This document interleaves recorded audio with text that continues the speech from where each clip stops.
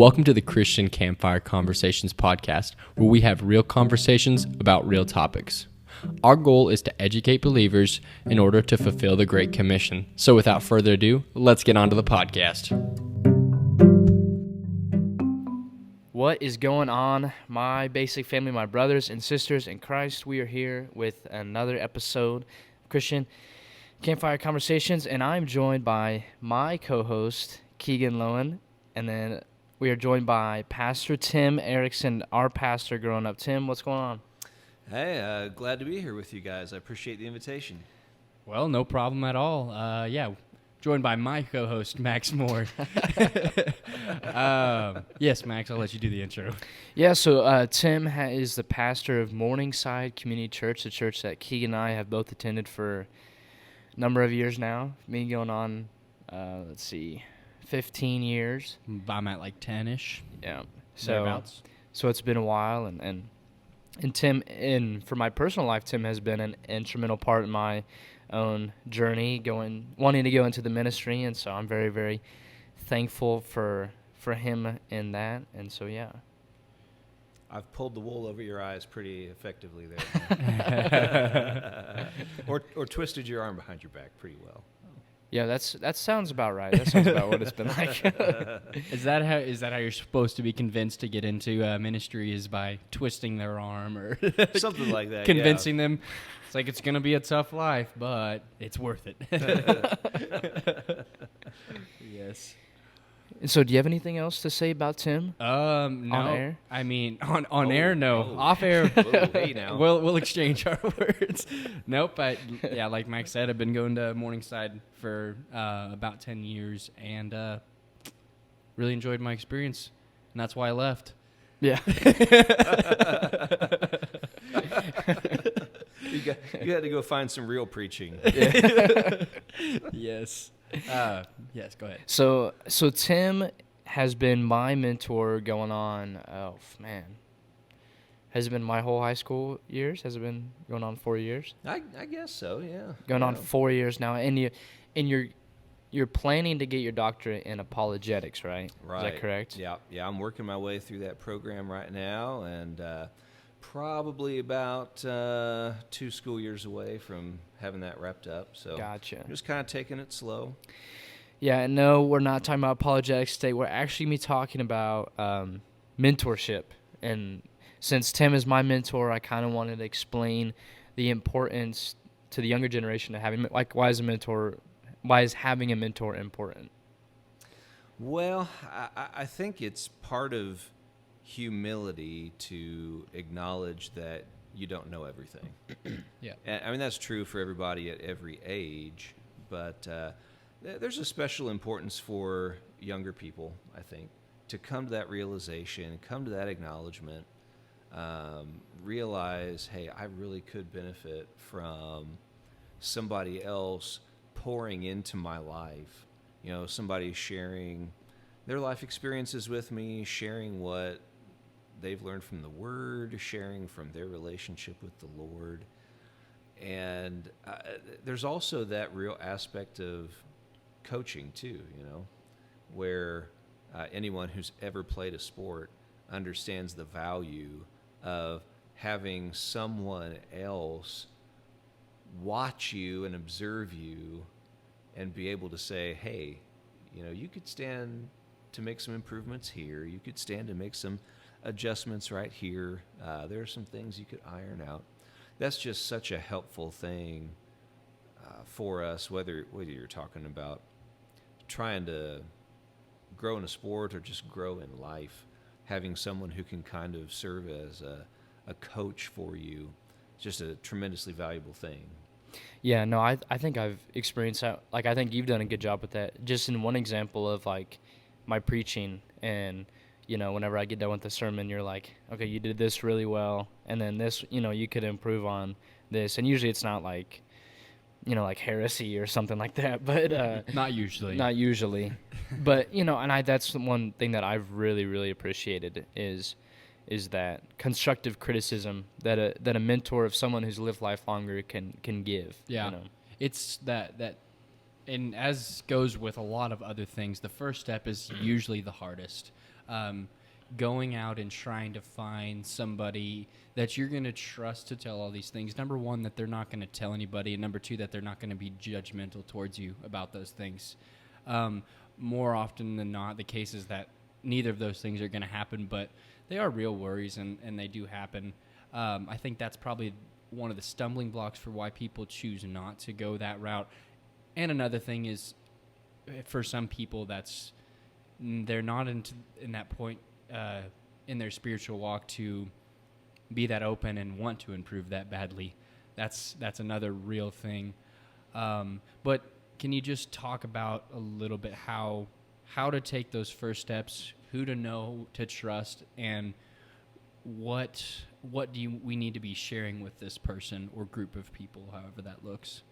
Yeah, I think, when you first desire a mentoring relationship, start to try to strike that up with someone that you personally admire. Someone who, for whatever reason, has just really impressed you in some way. And obviously, talking about impressed you in good qualities, right? Not the shallow things that might capture people's attention at times, but someone that you would look at and just think, I'd really like to be like that person someday. They have qualities that I really admire. And then if that person has also kind of taken an interest in you at some point and really shown an interest in your life or what you're doing, then that's probably just a really natural opportunity for you to kind of slide into a mentoring relationship. And one thing I want to stress too is that a relationship like this doesn't have to look too formal. A mentoring relationship can actually happen even if you never sit down with that person and say, hey, would you be my mentor? Right.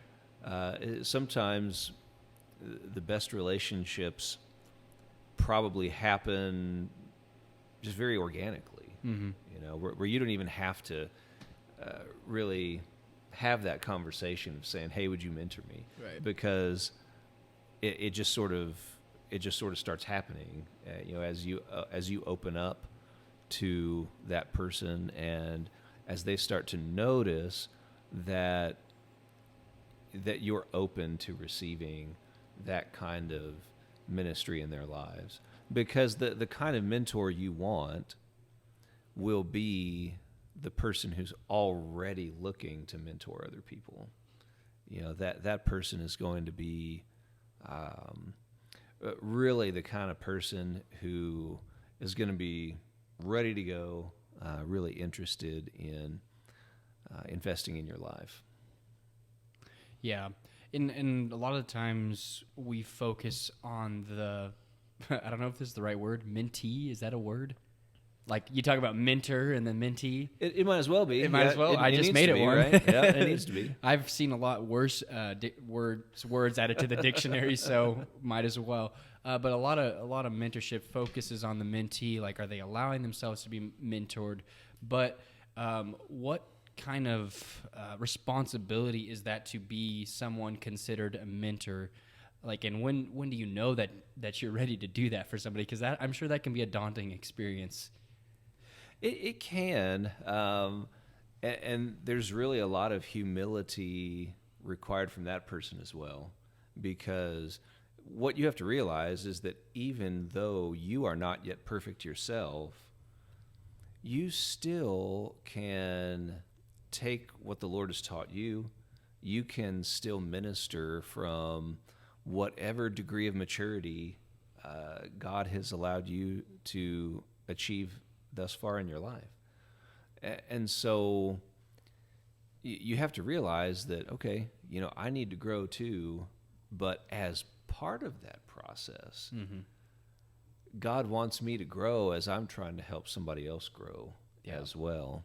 And, for someone who might be looking to mentor others, one little piece of encouragement I would have would be to think outside the book study. Because so often people think about mentoring relationships and instantly their thoughts go really formal. They think, okay, well, if I'm going to mentor someone, we're going to meet once a week and, we need to like study through some devotional book together or maybe just some portion of the Bible. And a lot of people get psyched out at that thought because they think, well, that's not really my area of strength. That's not really my area of giftedness. And for a lot of people, that's perfectly true. That probably isn't their real area of strength. But even if your mentoring relationship doesn't look much like that at all, it still can be an extremely valuable relationship where you are pouring into someone from your area of strength. Yeah.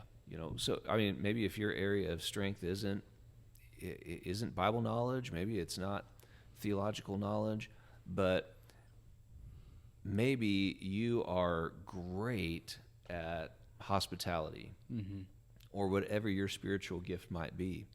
Just inviting someone else along with you into that, that's a powerful way to have a mentoring relationship right there. Yeah. Yeah, it's really good. I was kind of racking my brain when you were talking about the informal and formal, like how our relationship is, and I'd almost say that's like a mixture of both. We don't, like we meet at Coffee Connection, like we set up a time, and we know kind of how it's gonna go, but yeah, I don't want to say it's like we don't do a book study or anything like that. And I definitely think it just depends on who you are and who your mentor is, and how that stuff's going to go. I mean, I think you and I could do really good with a book study, but I know that, one young guy that I haven't been meeting with him lately, but I know that, he wouldn't benefit that much from a book study, and I think Sure. You just it all comes down to like who you are and who your mentor is, or who you're mentoring, I should say. But yeah. Well, and a lot of important life struggles or victories, for that matter, can be shared in this time. I think even especially as men, having emotions at times can be countercultural almost. So like having somebody who you can share. Okay, I had this. If you went up to just any man and said, this really hurt my feelings, they'd be like, what do you mean? But get over it, suck it up, man up, or something of that. Keegan, stop calling me out. But with a mentor, it's someone that hopefully you can trust, ideally you can trust, and bring these downfalls, but also these really exciting things, whereas in other interactions it's not as accepted. So it's like almost like a safe space. So that makes it seem more approachable or more doable, for that matter. Yeah. It probably is true that ladies do this sort of thing a little more naturally than guys do. We don't always feel our need for relationships quite as much as ladies do. But it's still very real. I mean, we have very real needs for relationship. And I think for men in particular, it's so important for you to have someone in your life who just has the relational right to look you in the eye and say, dude, you're being stupid. Yeah. Knock it off. Yeah, exactly. Someone who can just be blunt with you, and that it's coming from a place of love and concern. That's just something that every man needs, I think. And Max was talking about our relationship over the years, and there's kind of been seasons where it's been a little more formal. While you were doing your internship at the church, it was probably a little bit more formal, but a lot of seasons it's been less formal. We've gotten together on your days off from school and things like that, and oftentimes just had some wide-ranging conversations about whatever was on your mind. And but at the same time, it's also the kind of relationship where I can send him some funny memes and stuff, and remind him that I'm watching his every move, and so he better not act out. Tim is like my Santa Claus. So in the fact that he sees you when you're sleeping. Yeah. Or what? No, I don't think he does. Well, you Wait. don't know. Wait, How deep does mentorship go? Don't let that out of the bag. Go ahead. So Tim, I mean, what's like the biggest stumbling block from younger people becoming mentors? Younger people becoming mentors. Yeah. I think just that mental hurdle of not seeing themselves in that role. But without a doubt, by the time you're in your teenage years, you are in a position where you can start to be a mentor. I mean, you guys both remember it. I remember it when you were a child, and how much you looked up to the teenagers who were, just 8, 9, 10 years ahead of you. Right. You guys both understand from Keegan. Been through high school, of course. Max, you're wrapping that up right now, but those elementary school kids watch you. They, they're observing your life. And so even though you are in a position where you need a mentor, you are also in a position where you can be a mentor to someone else. And, I think if we think into Scripture, the Apostle Paul and his relationship with Timothy fits right into that category, I think. Obviously, Paul was mentoring Timothy, but at the very same time, Paul gave Timothy some very important ministry responsibilities to where, Timothy was then serving as a mentor to other people, right, even as he himself was being mentored by the Apostle Paul. And one of the best ways to internalize wisdom that you might get from your mentor is to turn right around and share that with other people. Right. Well, and that was a saying that I've heard in the past. It was in regards to leadership. It says leaders don't create followers; they create more leaders, and that should be our mindset with mentorship. Our mindset, it should not be that we need someone telling us what to do and guiding us, but then nothing happens of it. Like you said, we don't want this knowledge to go to waste. We're dealing with people who are pouring into us, and it would be selfish for us to hold on to that. I mean, need to get this information out to as many people, to the right people. And it was interesting how you said, like, even once you get to those teenage years, you're already in a spot of mentorship. At young years, you feel like you probably haven't lived much life. You don't have much to share. But I don't remember who put it like this, but someone said, "There's always someone dumber than you." No matter how dumb you feel, there's always someone dumber. That's true. That's the truth. But not to put down our mentors, but there's always someone who is not as life hasn't had as much life experience, so we can share with them. What are some specifics about? Say yours and Max, or you or anybody else you have mentored or have been mentored by. What are some specific things that are things that you think should be in every mentoring relationship? Well, you've mentioned it a couple of times, Keegan, the trust factor. Obviously, that has to be there in a relationship like that. If you're going to really open up with someone, obviously you have to trust them thoroughly. Yeah. And of course, that's when mentoring relationships are going to be at their best, when you're totally comfortable with that person and you feel that you can just share anything with them. Yeah. Even if it's something embarrassing. Yeah.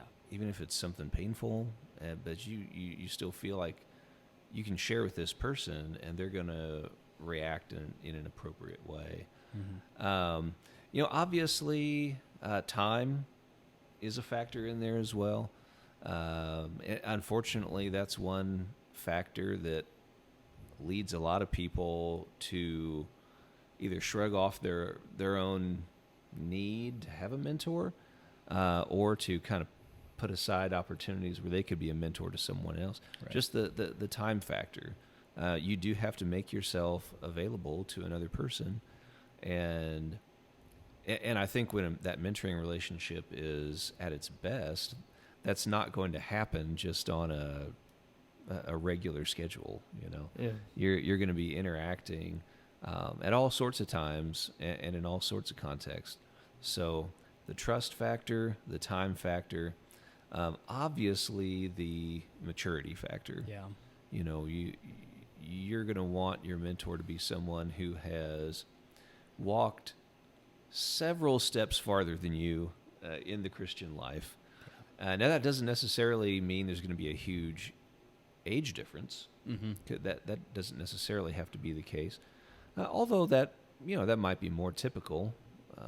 But you want to see that person has gone through some of the stuff that you're about to encounter. Yeah. And that they've learned how to walk faithfully with the Lord through that, and so that you see then that they have something to share with you. Right. Well, and some real examples are, if you're about to get married, you should probably be mentored by somebody who is married, or at least have talked to somebody. If you're about to have kids, maybe you should talk to someone who has kids. That's not a blanket statement for home mentorships, but these are ways that it can tremendously help you. And as far as it in regards to men, especially, I think one reason it's very important that they have mentors is because 95% of men struggle with purity in multiple different ways, whether that's porn or masturbation or however that looks. That's something that's very real. I don't know how to form the question, but we can cut this out if you don't want to put it in, but you have shared your experience with us, and just kind of talk about how mentorship helped you through that experience, or maybe like an accountability partner per se. Yeah. Well, accountability is extremely important in that. And one way that I think a mentor serves in a very unique role in that arena in particular is that guy can help you see that there really is hope in this battle. He's been through it, but by the grace of God, he has matured to a point where the battle might not be quite so intense for him as it used to be, or he more regularly gains victory in that battle than he used to. And so I think that's probably the most important thing that a mentor can offer in that particular arena. Just that hope that you see, man, here's a flesh and blood guy who has been through these very same struggles that I'm facing, and that, in my moments of greatest struggle, I feel like there's no possible way to say no to these things. And yet here's a guy sitting right across from me who has learned from God that, it's possible to say no to all this. It's possible to learn to, treat the women in your life with dignity and respect and honor, to treat, again, like Paul told Timothy, to treat the young women as sisters in the Lord. That's how he told Timothy to consider those ladies. But that element of hope, I think would be the most important thing. Yeah.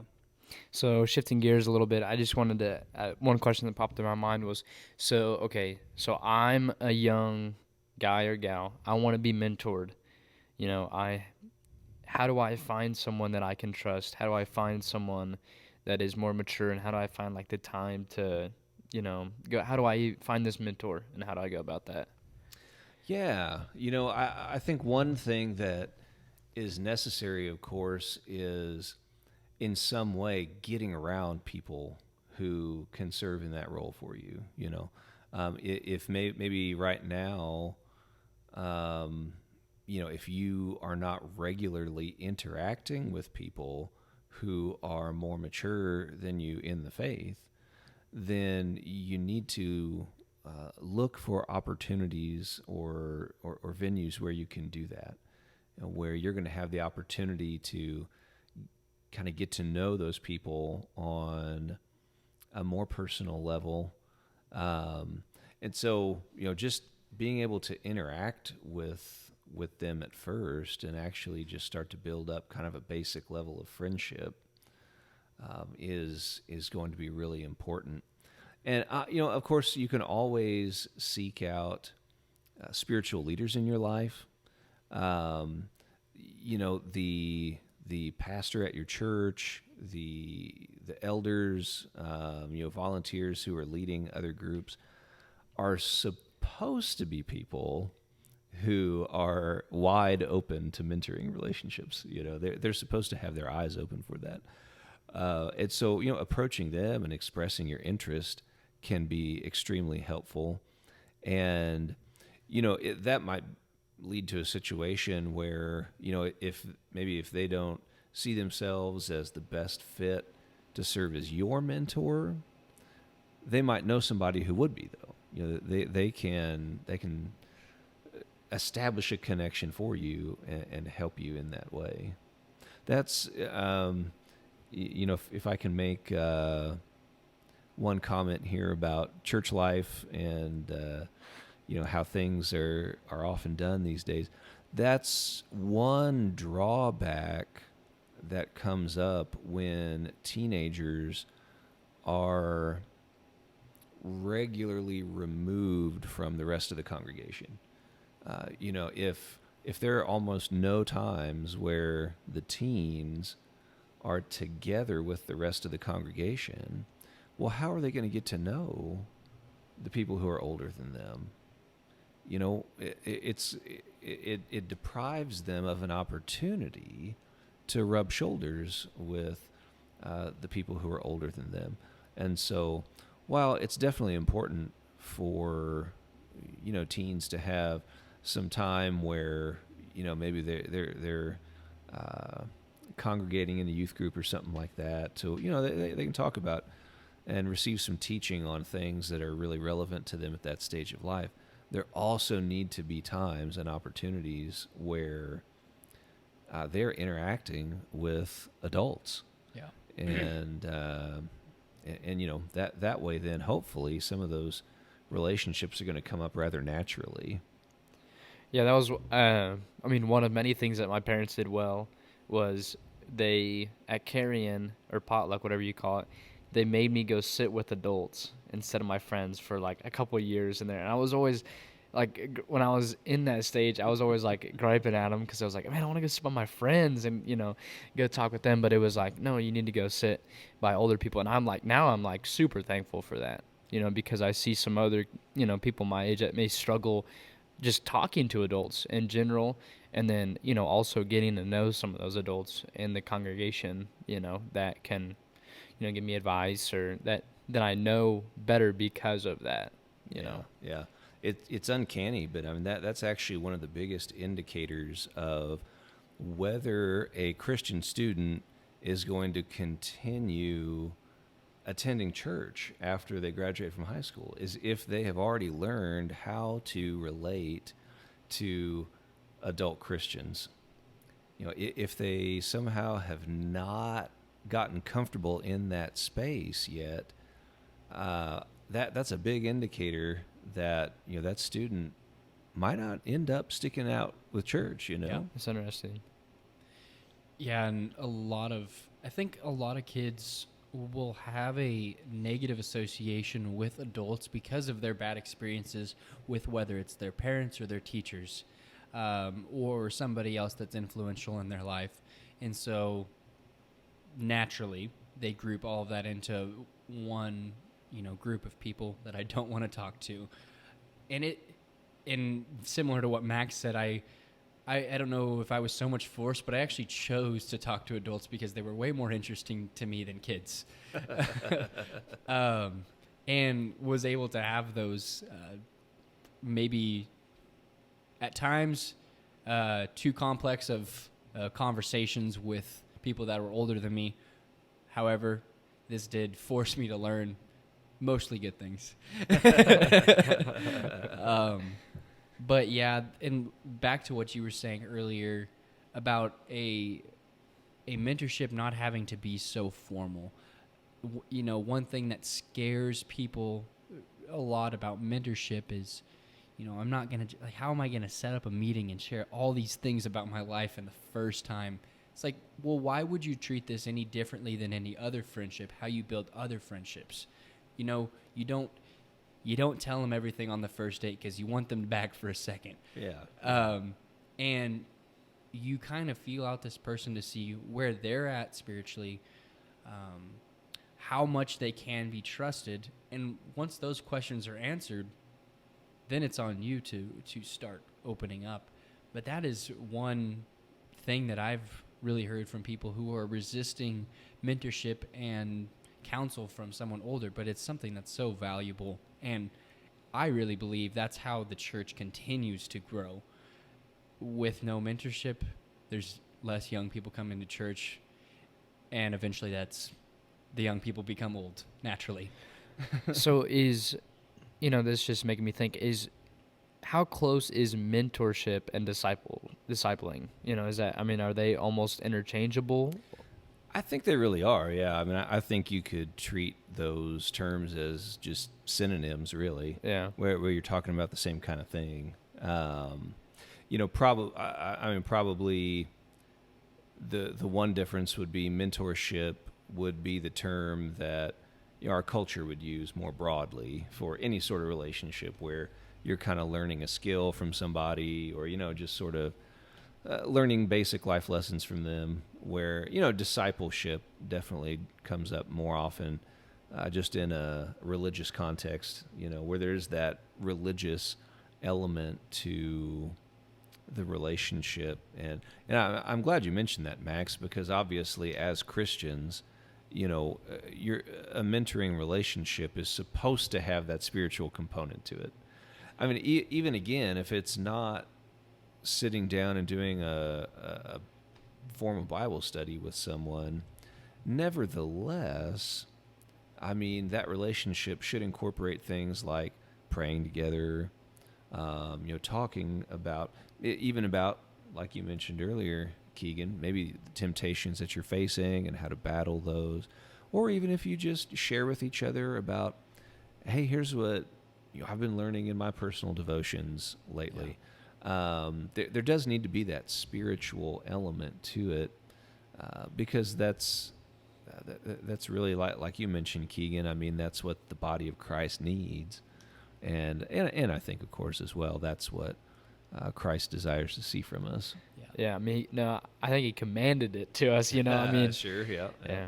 That is the verse for our podcast. That is. So go and make disciples. Yeah, go and disciple. We did talk a little bit about this with David. The failure of, not going to use the word the church, but as Christians to pick people up once they've accepted the faith. We have the saying of, Christ didn't say, now go make converts of all the nations. Like he said, make disciples. And whether, there's a lot of times there's a different person planting the seed, sowing that seed, and then growing that seed over time.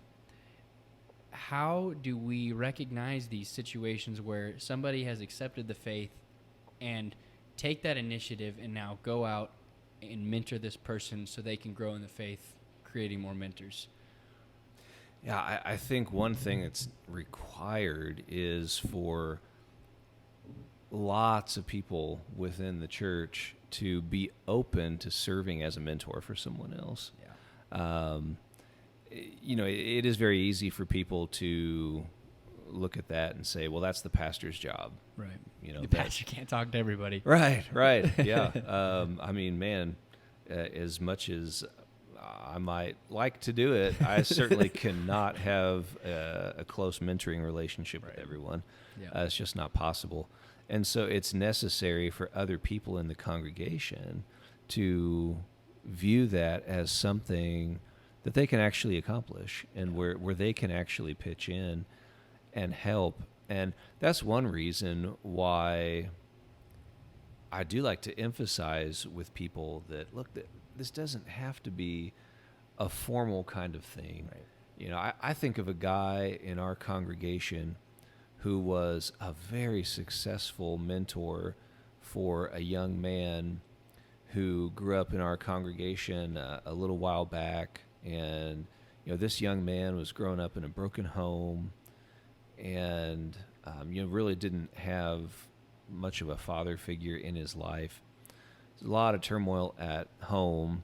And so this gentleman in our congregation that I'm thinking about, the biggest thing that he did for this young man was just make himself available so that when the turmoil at home for the younger guy got to be too much, he knew anytime, night or day, I can just go show up at this guy's house, and he's going to open the door for me. He's going to be willing to hang out with me, and he'll just be there to talk. Yeah. And this is a guy who certainly would not say that he's the greatest Bible scholar around. But the thing about it was he just made himself available to this younger guy, and I mean, really does have a whole lot more wisdom to share than he would probably give himself credit for. But just things like that. That's something that virtually everyone in the congregation can do. And if there's a broad willingness among the people to do that, then I think we're going to be set up pretty well to have success in that area. Now, of course, those things are always a two-way street, right? Yeah.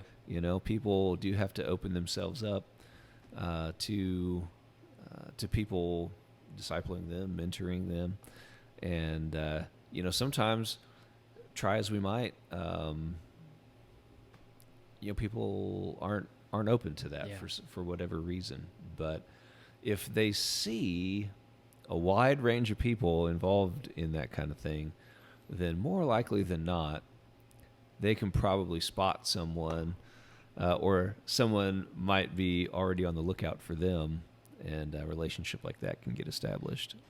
Well, and I think that's a really good example of what you were saying about not everybody's gift is, being a Bible scholar or understanding the Bible. This individual understood his gift of, like you said, hospitality. There's so many different spiritual gifts that are laid out in the Bible, and playing to your gifts. And another thing I noticed or thought about while you were talking, our personal congregation is a very diverse, as far as age goes, group of individuals, because we have people in their 80s and we have people that are just born a couple years ago, and everything in between that. And I think each piece of that congregation is extremely important. The older ones are mentors and to the younger ones, and it just goes down the line, and that really, really adds some images into your mind about how mentorship can actually look. Max, did you have anything else to say? I mean, I'm getting ready to wrap this thing up, but I don't think so. Really, nothing else. All that and nothing. I mean, I guess we can just highlight the points. You Yeah. know? If you're young, find a mentor. Yep. And if you're, old enough, find someone to mentor by yourself. You're doing good. What else was See, in there? were Doesn't you- have to were be you formal. listening? Yeah. Doesn't have to be formal. Right. Yep. Right. Can be informal. Share your struggles and share your triumphs. Make sure you share your triumphs because it's easy to share your struggles. Yeah, Yeah. that's for sure. Yep. Yeah. And and if you want to hear the rest, listen to the episode.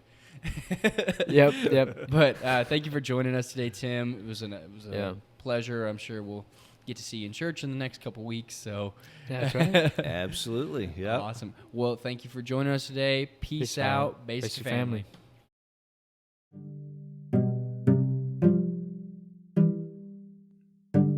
Thanks for tuning in to this week's episode of Christian Campfire Conversations. I'll see you next week.